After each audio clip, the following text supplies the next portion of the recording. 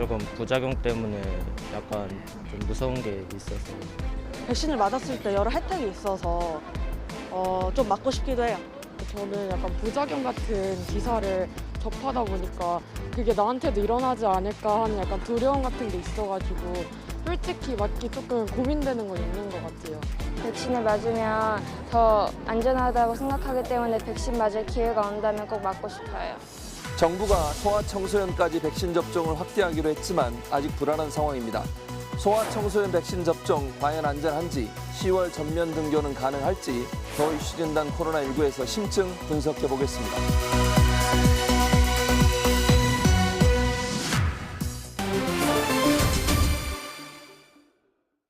코로나19 이슈에 대해 한 발 더 깊이 들어가 보는 시간, 더 이슈 진단 코로나19 시작하도록 하겠습니다. 늘 저희와 함께 하시는 두 분이시죠. 이재갑 교수, 박지훈 변호사 함께 하시고요.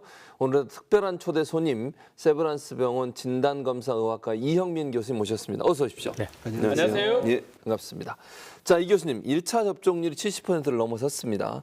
그리고 나서 이제 추석 연휴 지나면서 어느 정도 확진자 수가 늘어날 거다 예상을 했지만 최근의 보도를 따르면 이대로라면 곧 4천 명도 넘을 수 있다 이런 보도까지 나오고 있는데 이렇게 갑자기 확진자가 늘어나는 거 특별한 이유라도 있을까요? 지금 우리나라의 1차 접종률이 75.5%, 네. 그다음에 이제 2차 접종, 그러니까 접종 완료한 게 48% 정도 되는데요.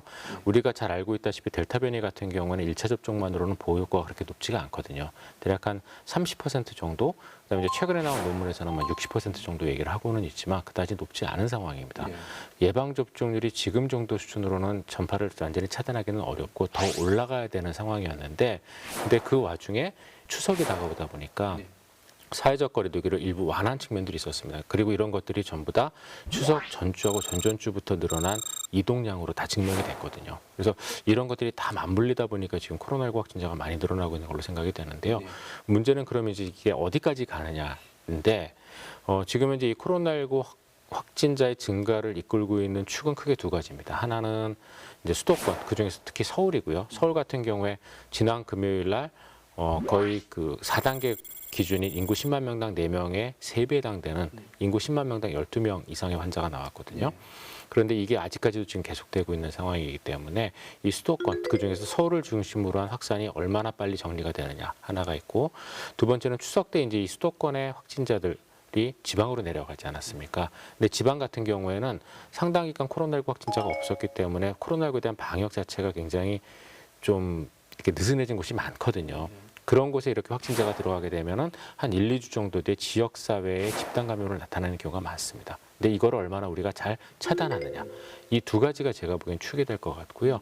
이게 아마 잘 정리가 된다면은 뭐 조금 정도 증가하거나 현행 상태를 유지하면서 좀 감소를 앞으로 예방 접종률이 올라가면 감소하겠지만, 만약 이 두 가지를 우리가 제대로 관리하지 못한다면은 말씀 주셨던 것처럼 지금보다 더 올라갈 가능성도 있다고 생각을 합니다. 네.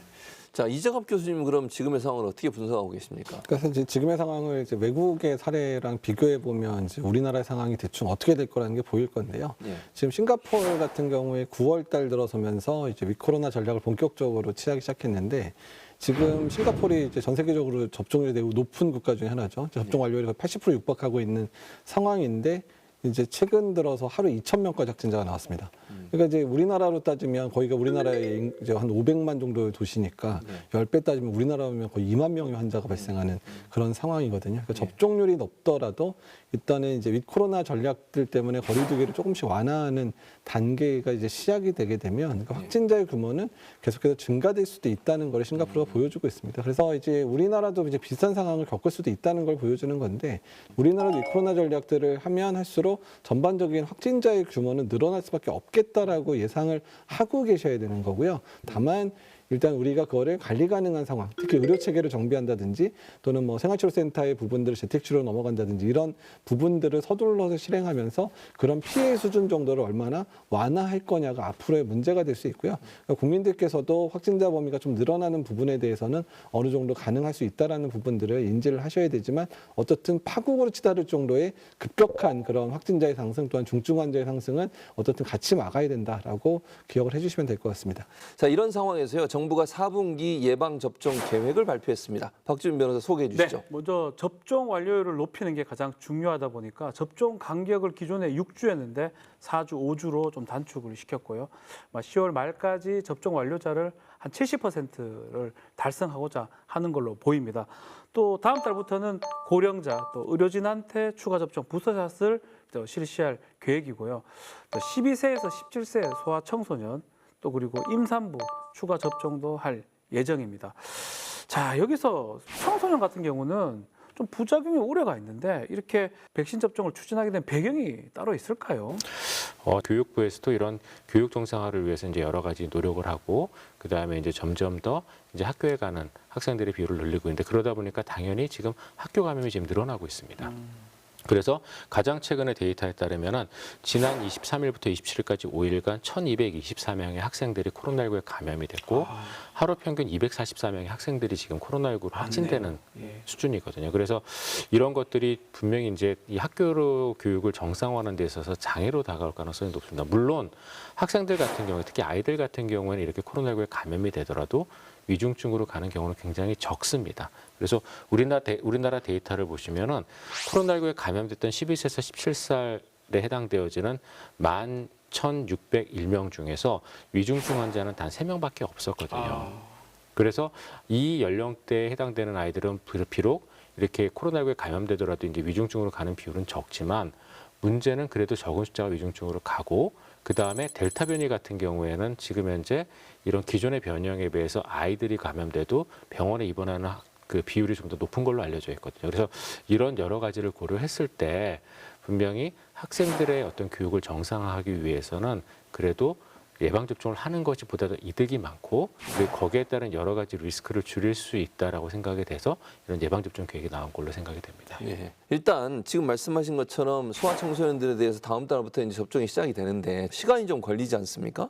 그렇게 됐을 경우에 지금 교육부가 얘기하고 있는 10월 전면 등교 이분은 좀 어려워지는 거 아닙니까? 맞습니다. 지금 저도 부모이기도 하고 저희 아이들 지금 학교 잘 못 가는 모양새거든요. 부모님들의 마음이 좀 속이 탈 것 같은데 언제 마음 놓고 아이들을 등교시킬 수 있겠습니까?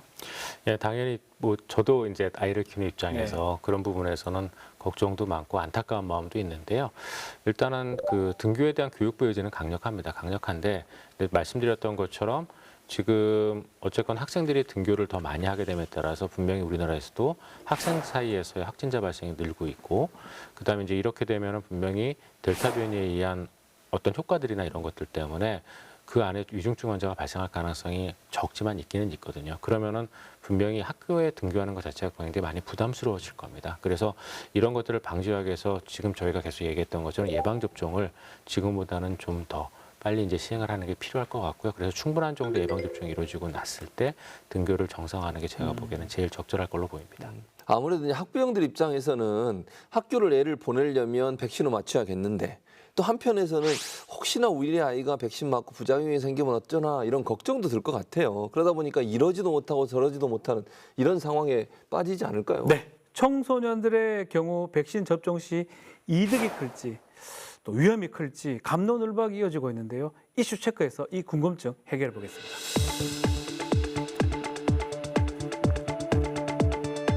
청소년, 특히 남학생들의 경우 백신을 맞으면 신근염, 신남령의 부작용이 있을 수 있어서 문제가 되고 있는데요.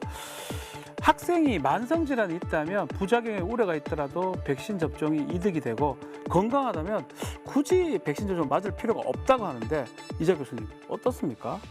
예, 일단은 이제 지금 12에서 17세에 대한 임상시험의 결과를 보게 되면 성인에 비해서 이제 어떤 이상 반응의 빈도 자체가 크게 증가된 거는 없다고 돼 있고, 단 접종을 시행하는 가운데서 12세, 17세의 남자아이들에서의 신근염이나 신낭염의 빈도가 많이 올라가더라라는 것이 증명이 돼 있기는 한데, 다만 이제 아주 중증으로 진행되는 경우가 많지는 않습니다. 어쨌든 여러 가지 면에서 지금 델타 변이가 유행을 하면서 일단은 청소년에서의 이제 입원율이라든지 청소년들에서의 중증 환자의 비율이 예전보다는 계속 증가되고 있는 측면들도 있고, 전체적인 발병 숫자도 늘어나고 있는 있는 측면들이 있기 때문에 일단은 청소년들에 대한 예방접종을 일단은 권고하는 게 좋지 않겠나 정도로 이제 우리나라에서도 그 비슷한 결정을 내려서 일단 10월부터 접종을 하기로 결정을 한 것 같습니다.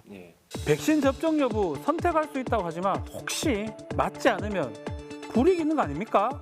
아니요, 그렇지는 않습니다. 이제 그런 걱정을 하실 수밖에 없을 것 같은데요. 근데 이제 예방접종은 철저하게 이제 본인의 선택이고, 그다음에 학교에서도 누가 예방접종을 맞았는지 조사하거나 또는 예방접종을 맞은 아이들에게 혜택을 좀 더 준다거나 하는 것들은 하지 못하도록 이미 교육청이나 이런 것들을 통해서 지침이 내려갔기 때문에 말씀 주셨던 그런 염려는 하지 않으셔도 괜찮을 것 같습니다. 자, 만약 백신 접종을 하기로 했다면 성인과 비교해서 특별히 좀 주의할 점이 있을까요? 이제 일주일 이내에 어떻든 이제 뭐 가슴이 조이는 느낌들이 있거나 흉통이 생긴다든지 또는 어지럽다든지 또는 이제 뭐 식은땀이 많이 난다든지 또는 그런 증상들이 있었을 경우는 심근염이나 심낭염을 의심해서 빨리 병원에서 이제 진단을 받을 수 있도록 조치를 해주시는 게 좋을 것 같고요. 일단 전반적인 상황들에 있어서 일단 이상 반응과 관련돼 있는 많은 정보들을 정부 차원에서도 이제 신속하게 공개를 할 거니까요. 학부모들이나 학생들은 그런 내용들을 잘 숙지해서 본인의 예방접종에 대한 그런 그 의지와 또한 본인이 접종해야 될지에 대한 여부를 잘 결정해서 접종을 해주시면 좋겠다는 생각이 듭니다. 소아 청소년에 대한 백신 접종이 원활하게 이루어져서 교육 정상화의 발판이 되었으면 좋겠습니다. 지금까지 이슈 체크였습니다.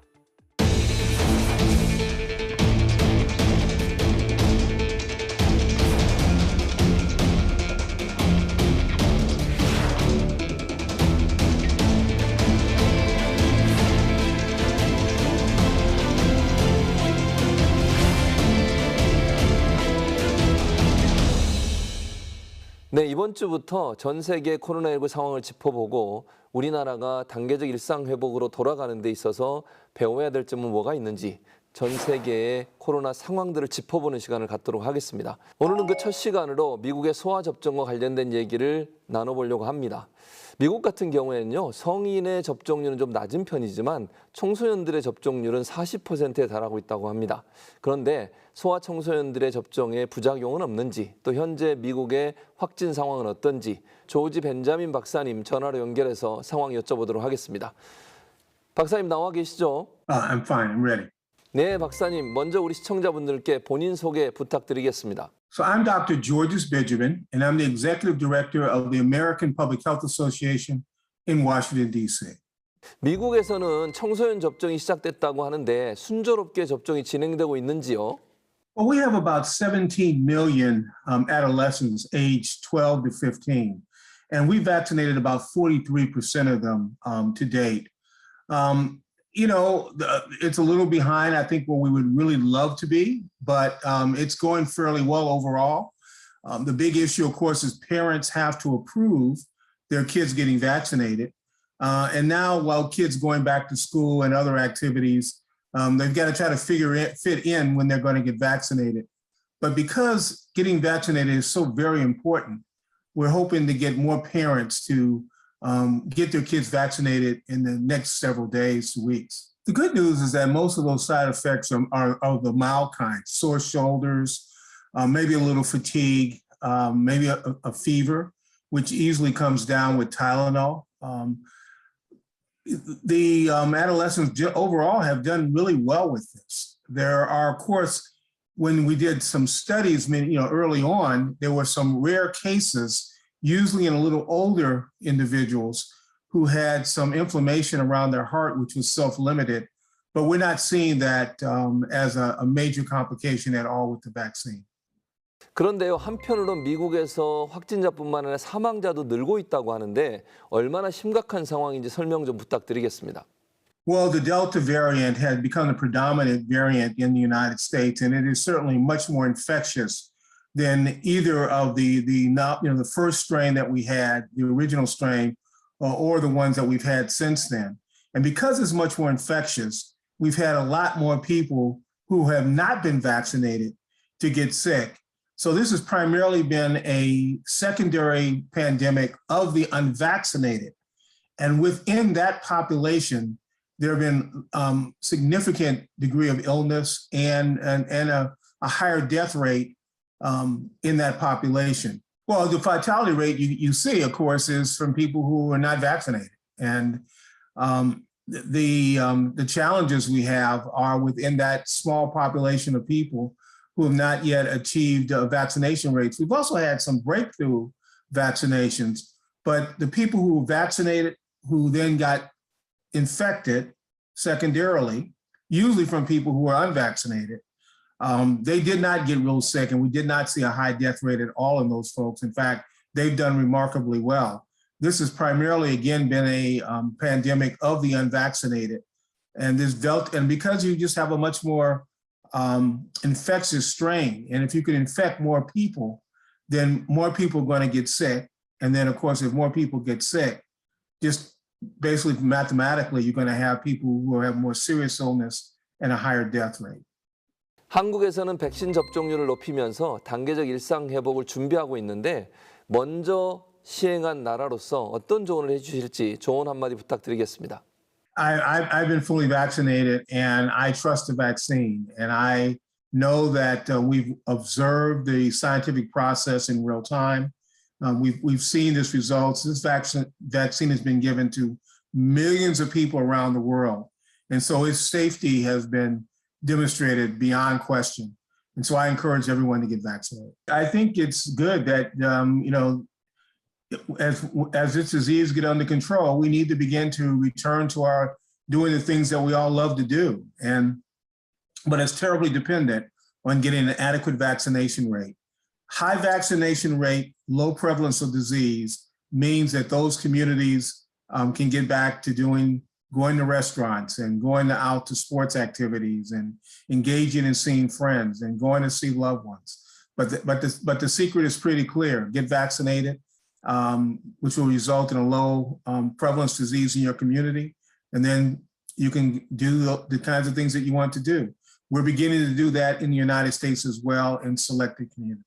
네, 귀한 시간 내주셔서 감사합니다. 미국 상황 빨리 좋아지기를 간절히 바라겠습니다. 감사합니다. Absolutely. Good luck on your story. 네, 미국의 소아청소년 접종 상황에 대해서 전문가의 말씀을 들어봤는데, 자, 이재갑 교수님, 이 상황을 보면서 우리가 배울 점이라든지 아니면 우리에게 시사하는 바 뭐가 있을까요?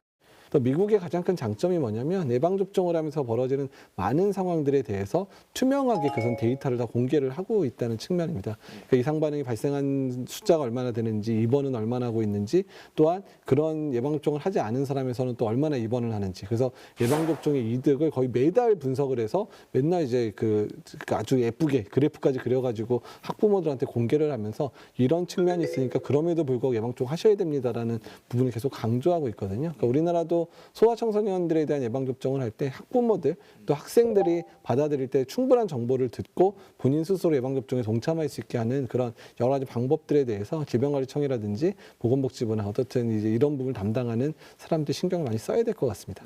자, 미국은 사실 미접종자들의 접종률을 올리는 것이 관건인데 우리나라도 지금 현재 접종하지 않으신 분들을 다시 예약을 받고 있는 상황이거든요.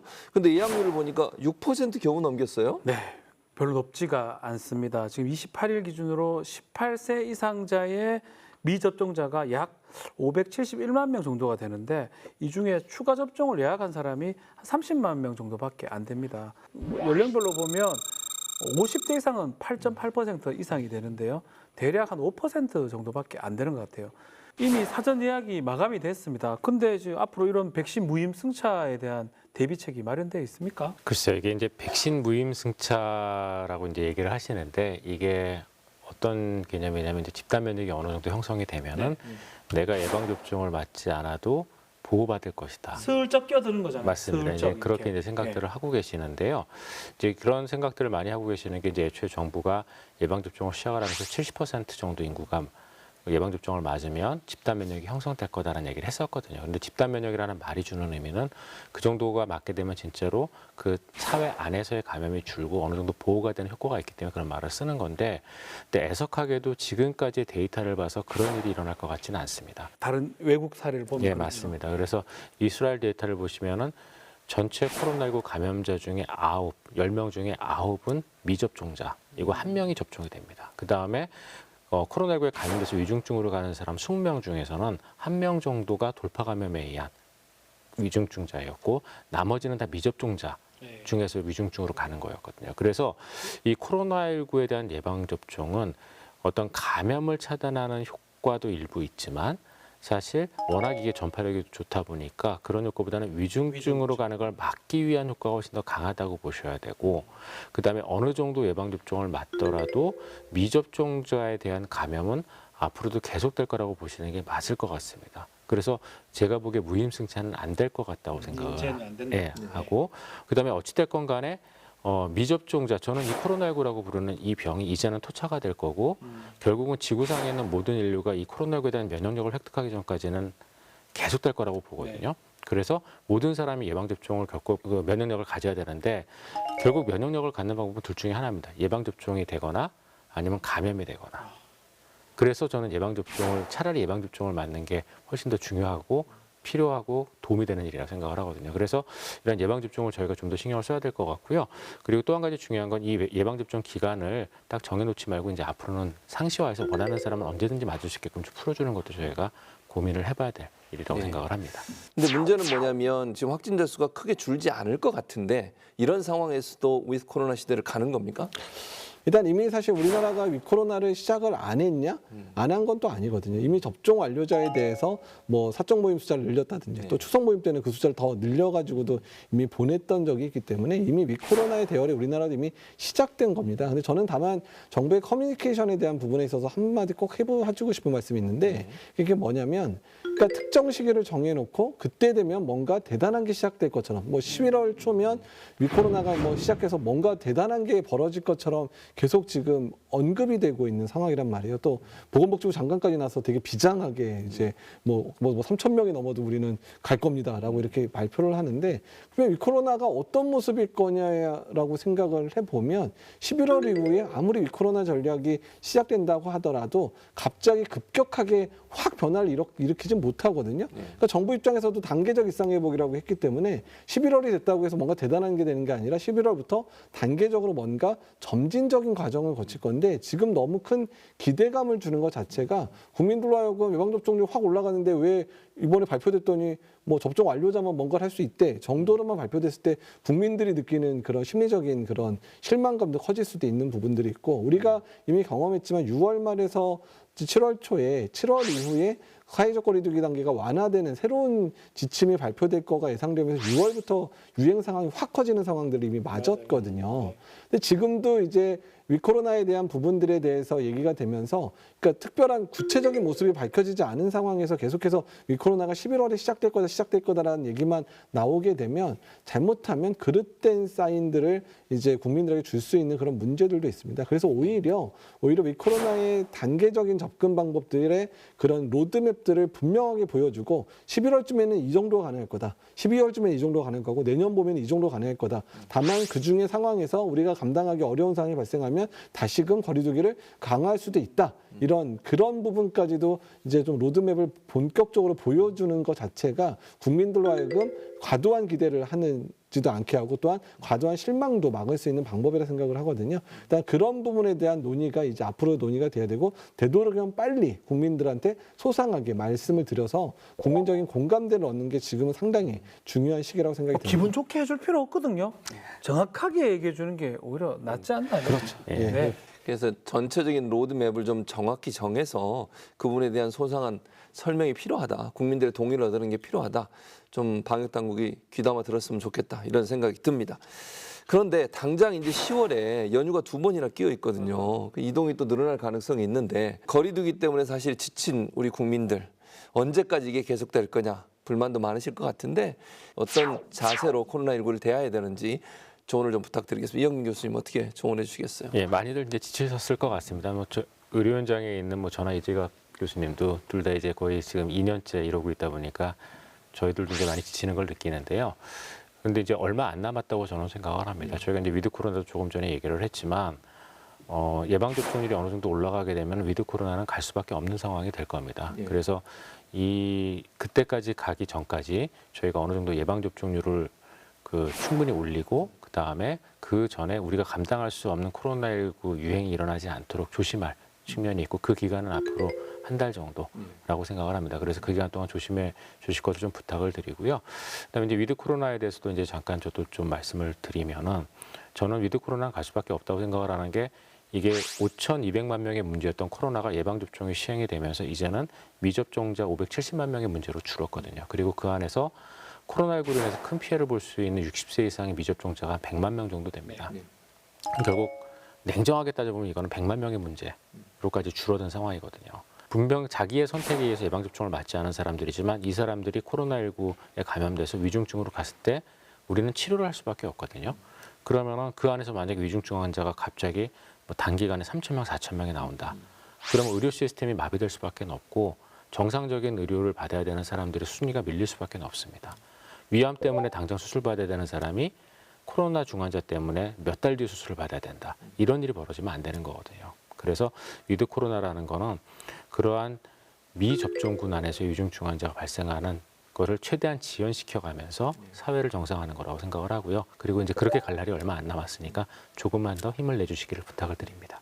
사실은 우리가 조금만 더 노력하면 곧 머지않아 뭐 완전한 일상 회복은 아니더라도 단계적으로 일상을 회복할 수 있는 기회를 가질 거로 생각이 됩니다. 죄송한 말씀이지만 한 번 더 개인 방역 마스크 착용 부탁드리겠습니다. 더 이슈 진단 코로나19 오늘 준비한 소식은 여기까지입니다. 저희는 다음 주에 더 새로운 소식 그리고 여러분들에게 꼭 필요한 정보를 가지고 다시 찾아뵙도록 하겠습니다. 함께해 주신 여러분 고맙습니다.